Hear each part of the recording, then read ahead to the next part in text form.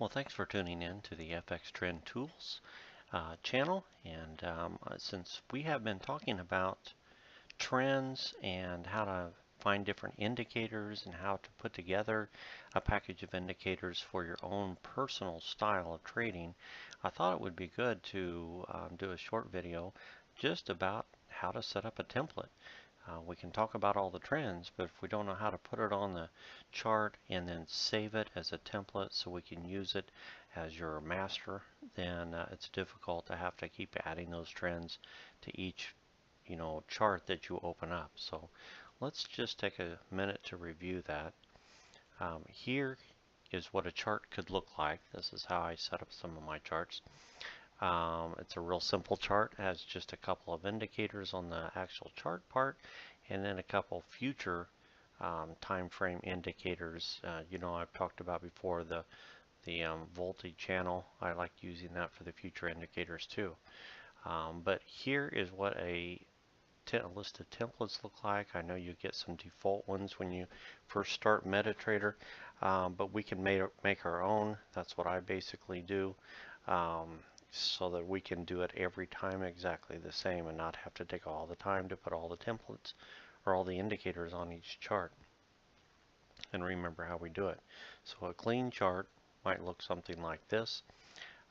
Real simply, we can pull up our different indicators. Let's get our experts off of there and get down to just indicators. I have a lot of them because I demonstrate a lot of them. But just to give us an idea, if we wanted to put the RSI arrows that I showed you before, we can drag it over here and noticed that this is in a currently 15-minute time frame, and to me that's pretty choppy, so I always like to set my indicators, even though I'm looking at a lower time frame, I like to set them up a little bit on a higher time frame.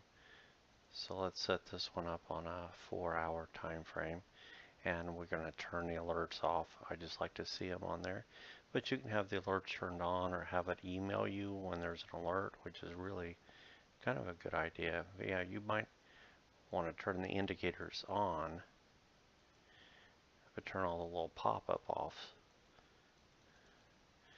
and that way you get an email whenever there's a big alert, because this is a 4-hour time frame. And let that change and update.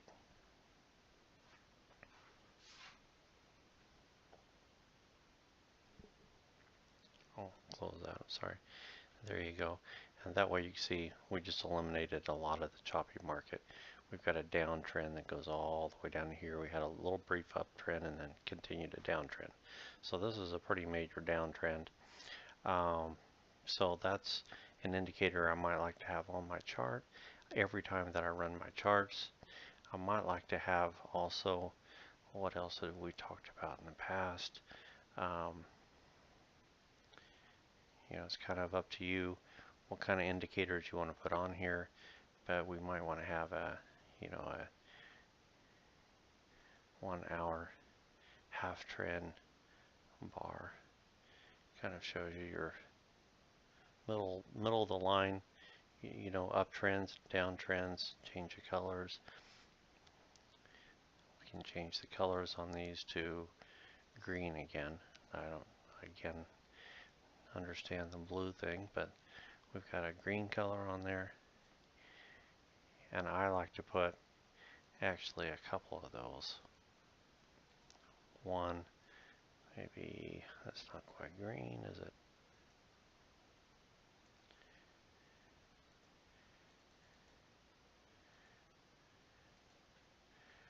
A 4-hour, where we've got a major downturn, and then we see where some of the short-term upgrades are, turn-ups are.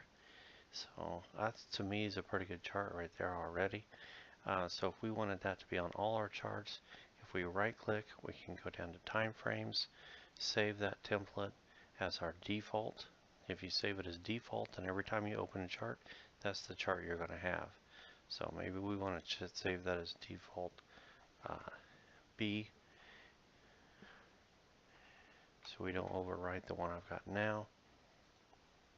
And you'll see that if we open a new chart,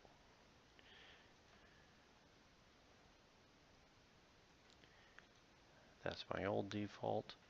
We can change that to default B, and there it is. That's exactly what we had, what we just set up, and we can have that on every chart. So nice thing about that is you don't have to keep going in there and changing the time frames on each one of your indicators or anything. They're always going to be set up the same, whatever chart that kind of chart that you like. So I wanted to show you how to do that real briefly because we have been talking about charts. I think we've got a couple things on here that was left over from before, and let's see if we can clean that up a little bit even better. We can look at our indicator list and see these are the things I put on there, but I've got some junk over here from an old indicator. So let's see if we can get that off. To get any past trades or anything like that off of there, we can go to our object list and take these objects and delete them, and that cleans everything up, and then resave that as our default B. You want to override it? Yes. So, and again, we can adjust the time or how much we see on the screen if we want to get that a little closer or further away. I like it far away, so I can always get some trend lines on there if I want, and it helps me see a little bit more about what's going on. Or we can pop that up to a different time frame, get our trend lines on it, and then go back. That way we know where we're at, and save that possibly for that particular pair. Now these time frames are going to be pair specific, so we don't usually save those in our template because they'd be different for every pair. But once you pull your template up, then you can put your different trend lines on each pair. So I hope that helps a little bit. If you have any questions, you can always let me know.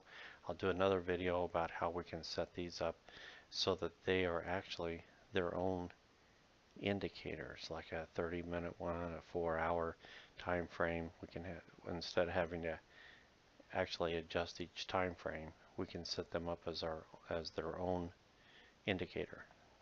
I'll explain that a little bit later. And thank you for watching. And by the way, just don't forget to sign up, subscribe for my channel to get notices of all the new little videos that I put out so that you can learn a little bit more. I don't know how new you are at this, but for those that are just beginning, I'll continue to have videos on a little bit more specifics of how each of the different indicators work. We've talked about trend indicators. We'll get into more depth of those. Thank you.